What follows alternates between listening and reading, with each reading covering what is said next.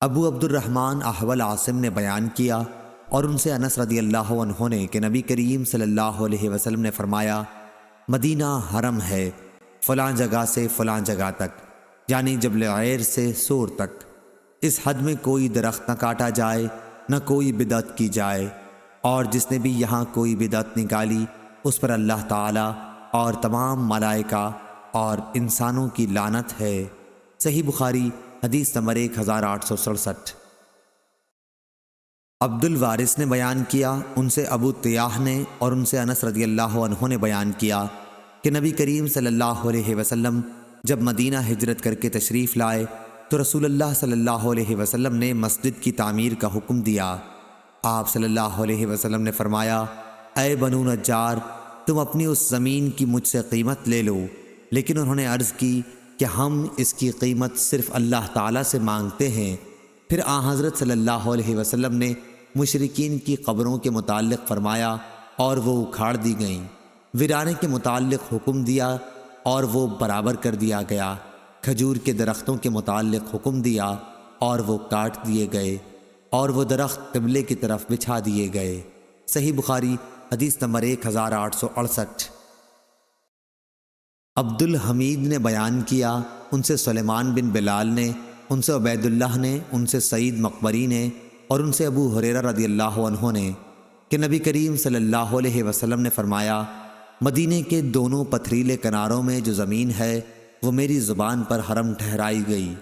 حضرت ابو ہریرہ رضی اللہ عنہ نے بیان کیا کہ نبی کریم صلی اللہ علیہ وسلم بنو حارثہ کے پاس آئے اور فرمایا، بنو حارثہ، میرا خیال ہے کہ تم لوگ حرم سے باہر ہو گئے ہو۔ پھر آپ صلی اللہ علیہ وسلم نے مڑ کر دیکھا اور فرمایا کہ نہیں، بلکہ تم لوگ حرم کے اندر ہی ہو۔ صحیح بخاری حدیث نمبر 1869۔ عبد الرحمن بن مہدی نے بیان کیا، ان سے سفیان ثوری نے، ان سے اعمش نے، ان سے ان کے والد یزید بن شریک نے اور ان سے علی رضی اللہ عنہ نے بیان کیا کہ میرے پاس کتاب اللہ اور نبی کریم صلی اللہ علیہ وسلم کے اس صحیفے کے سوا جو نبی کریم صلی اللہ علیہ وسلم کے حوالے سے ہے اور کوئی چیز شرعی احکام سے متعلق لکھی ہوئی صورت میں نہیں ہے۔ اس صحیفے میں یہ بھی لکھا ہوا ہے کہ حضرت صلی اللہ علیہ وسلم نے فرمایا، مدینہ آئر پہاڑی سے لے کر فلاں مقام تک حرم ہے، جس نے اس حد میں کوئی بدعت نکالی یا کسی بدعتی کو پناہ دی تو اس پر اللہ اور تمام ملائکہ اور انسانوں کی لعنت ہے، نہ اس کی کوئی فرض عبادت مقبول ہے نہ نفل۔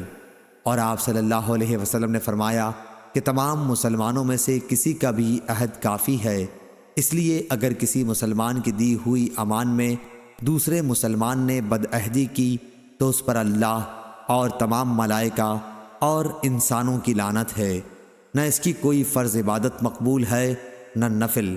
اور جو کوئی اپنے مالک کو چھوڑ کر اس کی اجازت کے بغیر کسی دوسرے کو مالک بنائے اس پر اللہ اور تمام ملائکہ اور انسانوں کی لعنت ہے، نہ اس کی فرض عبادت مقبول ہے نہ نفل۔ صحیح بخاری حدیث نمبر 1870۔ یحییٰ بن سعید نے بیان کیا کہ میں نے ابو الحباب سعید بن یسار سے سنا، انہوں نے کہا کہ میں نے ابو ہریرہ رضی اللہ عنہ سے سنا، انہوں نے بیان کیا کہ حضرت صلی اللہ علیہ وسلم نے فرمایا کہ مجھے ایک ایسے شہر میں ہجرت کا حکم ہوا ہے جو دوسرے شہروں کو کھا لے گا، یعنی سب کا سردار بنے گا۔ منافقین اسے یثرب کہتے ہیں لیکن اس کا نام مدینہ ہے۔ وہ برے لوگوں کو اس طرح باہر کر دیتا ہے جس طرح بھٹی لوہے کے زنگ کو نکال دیتی ہے۔ صحیح بخاری حدیث نمبر 1871۔